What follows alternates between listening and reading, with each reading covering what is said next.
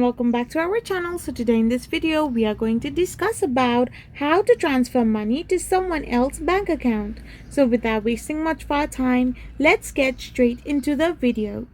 So to transfer your money to someone else's bank account, you can use methods like bank transfer, wire transfer, or online payment apps such as Venmo, Zelle, and PayPal. So if you have any of the wallets or like any of the bank accounts, simply tap on bank transfer and then you can simply type the destination bank, the account number, the account holder's name, and the amount you want to transfer with a purpose or remark while you are sending it. Then you can simply tap on the check option, which will allow you to simply confirm your transaction by typing in your PIN code or your passcode. So once this is done, you can simply do an online transfer to that particular bank account. So this is how you can transfer money to someone else's bank account.